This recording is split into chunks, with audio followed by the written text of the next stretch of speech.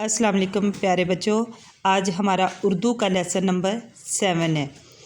तो चलिए सबक स्टार्ट करते हैं। आज का हमारा जो हरफ है, हरूफ तहजी का हरफ नंबर जो है वो भी 7 है। इसका मतलब हम से पढ़ेंगे आज हरफ, आज हम से पढ़ेंगे। तो से की हमारी पहचान कैसे होगी? से की शक्ल तो बे की तरह बनी हुई है, लेकिन जो इसके ऊपर 3 नुक्ते लगे हुए हैं ये इसकी पहचान है से। पे के नीचे 3 नुक्ते होते हैं और से के ऊपर 3 नुक्ते होते हैं। तो इसको हम क्या पढ़ेंगे? से का साउंड निकलेगा समर, से समर।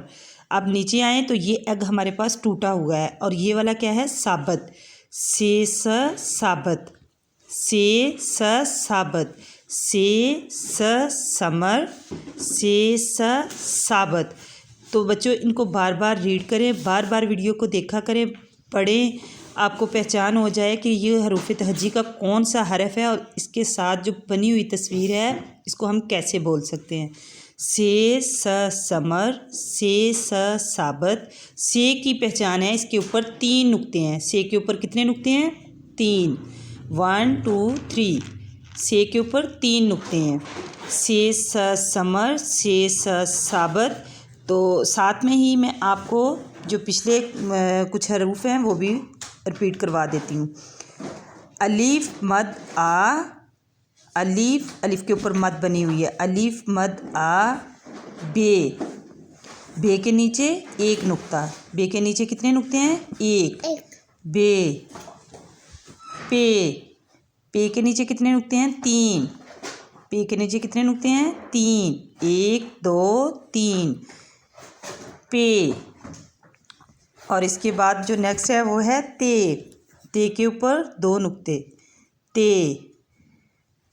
के बाद क्या है? टे के ऊपर छोटा सा तोएं। टे के ऊपर क्या है? छोटा सा तोएं।